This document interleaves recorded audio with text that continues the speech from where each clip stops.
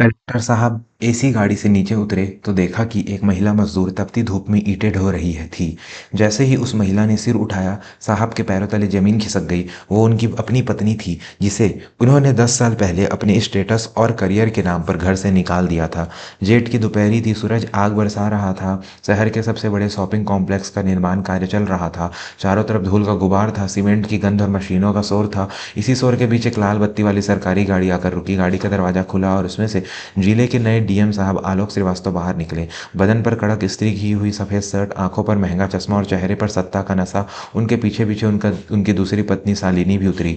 शालिनी ने नाक पर रुमाल रखते हुए कहा, उफ आलोक, यहाँ कितनी धूल है, तुम मुझे यहाँ क्यों लाए हो? इंस्पेक्शन तुम अकेले भी तो कर सकते थे। आलोक ने अपना चश्मा ठीक करते हुए कहा, अरे शालिनी, यह शहर का सबसे बड़ा प्रोजेक्ट है। इसका उद्घाटन अगले महीने मंत्री जी करने वाले हैं। मैं चाहता था तुम भी देखो कि तुम्हारे पति का रुतबा क्या है। यहाँ हजारों मजदूर मेरे किसारे पर काम करते हैं। ठेकेदार दौड़ता हुआ आया और आलोक के पैरों में लगभग गिर ही पड़ा। साहब आइए आइए, काम जोरों पर है, हम समय से पहले पूरा कर देंगे। आलोक गर्व से चारों तरफ देख रहे थे। मजदूर सिर झुकाए अपना काम कर रहे थे। किसी में इतनी हिम्मत नहीं थी कि डीएम साहब की आंखों में आंखें डाल सके। आलोक की नज़र अचानक एक कोने में पड़ी। वहां कुछ महिला मजदूर ईंटों की कतार बनाकर खड़ी थी और एक दूसरे को ईंटें पास कर रही थी। उनमें सबसे अंत में खड़ी एक महिला जो बेहद दुबली पतली थी, जिसके कपड़े जगह जगह से फटे थे और जिसने अपने चेहरे को साड़ी के पल्लू से आधा ढक रखा था। वह थोड़ी लड़खड़ा रही थी।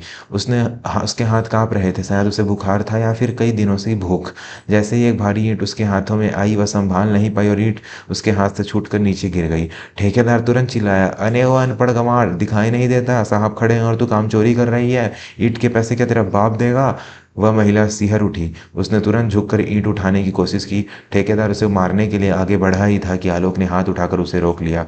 आलोक को उस महिला की कलाई पर कुछ चमकता हुआ दिखाई दिया। एक पुराना घिसा हुआ तांबे का कड़ा, वैसा ही कड़ा जैसा आलोक ने अपनी जवानी के दिनों में अपनी पहली पत्नी सुधा को एक मेले में से खरीद कर दिया था। आलोक का दिल एक पल के लिए रुक सा गया। दिमाग में ने कहा, नहीं, यह नहीं हो सकता। वह यहाँ क्या कहाँ होगी? वह तो गांव में होगी, या फिर? कौतूहलवश आलोक उस महिला की तरफ बढ़े। शालिनी ने पीछे से आवाज दी, आलोक, कहाँ जा रहे हो उन गंदे लोगों के पास? लेकिन आलोक ने अनसुना कर दिया। वह उस महिला मजदूर के ठीक सामने जाकर खड़े हो गए। सिर उठाओ, आलोक ने आदेश देने वाले स्वर में कहा। महिला ने कोई हरकत नहीं की। वह अभी भी जमीन पर नजरें गड़ाए खड़ी थी। उसने फटे हुए पल्लू के नीचे से उसकी तेज सांसें चल रही थी। मैंने कहा, मेरी तरफ देखो, आलोक ने आवाज़ थोड़ी ऊंची की। महिला ने धीरे धीरे, बहुत डरते डरते अपना सिर ऊपर उठाया। पल्लू थोड़ा सरका। धूल और पसीने से सने उस चेहरे पर झुर्रियां आ गई थी। रंग काला पड़ गया था। आंखों के नीचे गहरे काले घेरे थे, लेकिन आलोक उन आंखों को पहचानते थे। वो बड़ी बड़ी हिरनी जैसी आंखें, जिनमें कभी आलोक के लिए बेशुमार प्यार हुआ करता था। सुधा? आलोक के मुंह से सिर्फ एक फुसफुसाहट निकली। जी हाँ, वह सुधा ही थी, आलोक की पहली पत्नी। वह सुधा जिसने आलोक की पढ़ाई के लिए अपने पिता का घर गिरवी रखवा दिया था। वह सुधा जिसने आलोक के आईएएस बनने के सपने को पूरा करने के लिए खुद भूखे भूखे रहकर उसे शहर भेजा था। सुधा ने आलोक को देखा। उसकी आंखों में न तो चमक थी, न शिकायत, न गुस्सा, बस एक अजीब सा खालीपन था, जैसे कोई मृत शरीर खड़ा हो। उसने धीरे से कहा, जी साहब, ईंटें उठा लूं? ठेकेदार बाबू नाराज हो जाएंगे। उसका साहब कहना आलोक के सीने में खंजर की तरह चुभ गया। कभी वह उसे अजी सुनते हो कहती थी। आलोक हकलाते हुए बोले, तुम यहाँ और इस हालत में? मैंने तो तुम्हें। इससे पहले कि आलोक कुछ और बोल पाते, हमें यहाँ एक छोटा सा निवेदन करना है। दोस्तों, यह कहानी हमें बताती है कि कर्मों का फल कैसे सामने आता है। अगर आप भी मानते हैं कि परिवार का साथ सबसे बड़ा धन है, तो अभी हमारे चैनल को सब्सक्राइब कर ले और घंटी का बटन दबा दें, ताकि ऐसी भावुक कहानियाँ आप तक पहुँचती रहे। कहानी में वापस चलते हैं। आलोक के शब्द गले में अटक गए। शालिनी भी अब पास आ चुकी थी। उसने सुधा को ऊपर से नीचे तक घृणा से देखा और बोली, आलोक, तुम इस मजदूर औरत से बात क्यों कर रहे हो? चलो यहाँ से, बदबू आ रही है। सुधा ने शालिनी को देखा, फिर आलोक को। उसके होठों पर एक बहुत ही फीकी दर्दनाक मुस्कान आ गई। वह बोली, साहब, मेम साहब को ले जाइए, इनके कपड़े गंदे हो जाएंगे। हम तो धूल मिट्टी के लोग हैं, हमें हमारी औकात में ही रहने दीजिए। आलोक को अचानक 10 साल पहले का वह मंजर याद आ गया, जब वह नया नया अफसर बनकर गांव लौटा था। तब सुधा थाली सजाकर उसकी आरती उतारने आई थी। आलोक ने थाली को झटक दिया था और कहा था, सुधा, अब मैं एक बड़ा अफसर हूँ, मुझे बड़े लोगों के साथ उठना बैठना है। तुम न तो ढंग से हिंदी बोल पाती हो, न तुम्हें कपड़े पहनने का सलीका है, तुम मेरे स्टेटस के साथ मैच नहीं करती, मैं तुम्हें शहर नहीं ले जा सकता। सुधा रोती रही, गिड़गिड़ाती रही, मैं सीख लूँगी जी, मैं सब कुछ सीख लूँगी, मुझे छोड़कर मत जाइए। लेकिन आलोक ने उसकी एक नहीं सुनी। उसने उसे गाँव के टूटे हुए घर में छोड़ दिया था और शहर आकर शालिनी से शादी कर ली थी, जो एक अमीर घर की बेटी थी। आलोक को लगा था कि उसने अपनी ज़िंदगी का बोझ उतार दिया है। आलोक ने काँपती आवाज़ में पूछा, लेकिन गाँव वाला घर और बाबूजी? मैंने तो तुम्हें पैसे भेजे थे। सुधा ने ईंट उठाई और अपने सिर पर रख ली। बोझ से उसकी गर्दन की नसें तन गई। वह बोली, पैसे? कौन से पैसे साहब?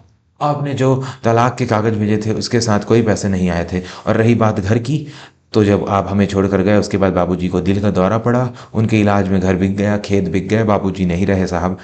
वह तो कब के चले गए। आलोक को लगा जैसे आसमान उनके सिर पर गिर पड़ा हो। बाबूजी नहीं रहे? और मुझे किसी ने बताया भी नहीं? सुधा ने अपनी सूखी आंखों से आलोक को देखा। किसे बताते साहब, आपने तो शहर जाकर अपना नंबर पता सब बदल लिया था। हमने बहुत चिट्ठियां लिखी लेकिन सब वापस आ गई। गांव में रहने की जगह नहीं बची तो पेट पालने के लिए शहर आ गए। सोचा था बड़े शहर में कहीं ना कहीं इज्जत की रोटी मिल जाएगी। किस्मत देखिए, रोटी तो मिल रही है लेकिन उसी इमारत को बनाने की मजदूरी कर रही हूँ जिसका फीता काटने आप आए हैं। आलोक की आंखों से आंसू बहने लगे। उसकी सारी हेकड़ी, सारा घमंड, सारा रुतबा उस धूल भरी जमीन पर बिखर गया। जिस पिता ने उसे उंगली पकड़कर चलना सिखाया वह मर गया और उसे पता भी नहीं चला। जिस पत्नी ने उसे अफसर बनाया वह आज उसके सामने दाने दाने को मोहताज थी। शालिनी ने झल्लाते हुए कहा, आलोक यह क्या ड्रामा है? तुम रो क्यों रहे हो? और यह औरत झूठ बोल रही है ताकि तुमसे पैसे ऐंठ सके। चलो यहाँ से। पहली बार आलोक ने शालिनी की बात को काटा। वह जोर से चिल्लाया, चुप हो जाओ शालिनी, बिल्कुल चुप। पूरी साइड पर सन्नाटा छा गया। मजदूर, ठेकेदार, पुलिस वाले सब हैरान होकर देखने लगे। आलोक ने शालिनी की तरफ उंगली उठाई। जिसे तुम गंदी और मजदूर कह रही हो ना, वह मेरी असली पहचान है। अगर इसने अपने गहने नहीं बेचे होते तो आज मैं डीएम नहीं, किसी दुकान पर मुंशी होता। यह मेरी पत्नी है, मेरी पहली पत्नी। शालिनी के चेहरे का रंग उड़ गया। सुधा अब भी शांत खड़ी थी। उसने कहा, नहीं साहब, अब यह सब कहने का क्या फ़ायदा। आप बड़े आदमी हैं, आपकी अपनी दुनिया है। आप अतीत को मुर्दों की तरह गड़े रहने दीजिए, मुझे काम करने दीजिए। दिहाड़ी कट जाएगी तो आज रात का चूल्हा नहीं जलेगा। सुधा मुड़ी और जाने लगी। आलोक ने दौड़कर उसका हाथ पकड़ लिया, वह हाथ जो अब खुरदुरा हो चुका था, जिसमें छाले पड़े थे। आलोक वहीं सबके सामने अपनी इज्जत और ओहदे की परवाह किए बिना सुधा के पैरों में घुटनों के बल बैठ गया। मुझे माफ़ कर दो सुधा, मुझे माफ़ कर दो। आलोक फूट फूट कर रोने लगे। एक जिले का मालिक, एक डीएम, आज एक मजदूर के पैरों में रो रहा था। मैं अंधा हो गया था। दौलत और कुर्सी ने मेरी आंखों पर पट्टी बांध दी थी। मैंने हीरो खो दिया और पत्थर जमा करता रहा। मुझे सजा दो सुधा, मुझे मारो, गाली दो, लेकिन यूं अजनबी बनकर मत जाओ। सुधा ने रुककर उसे देखा। उसकी आंखों में भी नमी आ गई। उसने अपना हाथ छुड़ाने की कोशिश की। उठिए साहब, यह आपको शोभा नहीं देता। लोग क्या कहेंगे? मुझे लोगों की परवाह नहीं है, आलोक ने खड़े होकर कहा।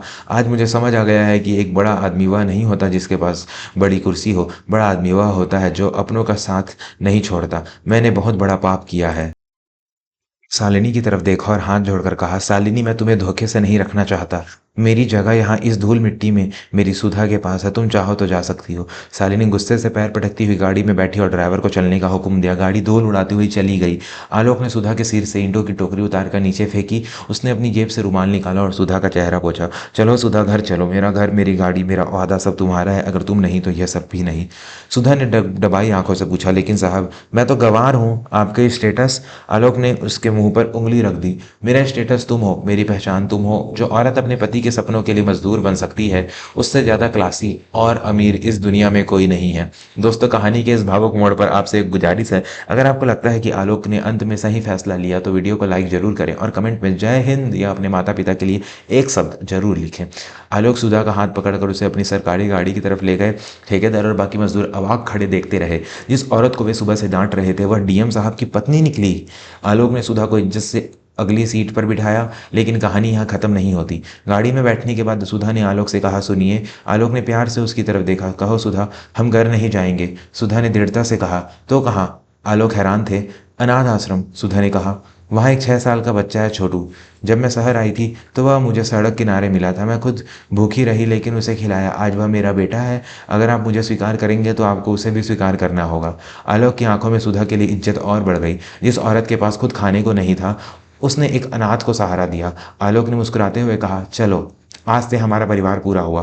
वह हमारा बेटा है। उस दिन के बाद शहर ने एक बदला हुआ डीएम देखा। आलोक और सुधा ने मिलकर उस अनाथ बच्चे को अपनाया। सुधा ने अपनी सादगी नहीं छोड़ी, लेकिन अब वह मजबूरी में नहीं बल्कि स्वाभिमान के साथ जीती थी। आलोक ने उस निर्माण स्थल पर काम करने वाले सभी मजदूरों के बच्चों के लिए एक मुफ्त स्कूल खुलवाया और उनका नाम रखा बाबूजी विद्या मंदिर। निष्कर्ष दोस्तों, यह कहानी हमें सिखाती है कि इंसान चाहे कितना भी ऊंचा उड़ ले, अगर उसकी जड़ें जमीन से नहीं जुड़ी हैं तो वह कभी भी गिर सकता है।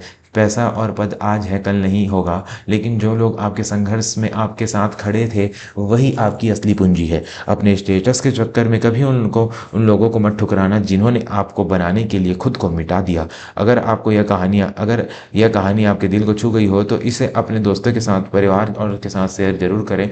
क्या पता आपकी एक शेयर से किसी और की सोई हुई इंसानियत जाग जाए। जाने से पहले हमारे चैनल को सब्सक्राइब करना बिल्कुल ना भूलें। मिलते हैं अगली वीडियो में एक और दिल को छू लेने वाली कहानी के साथ। तब तक अपना और अपनों का ख्याल रखें। धन्यवाद। जय हिंद।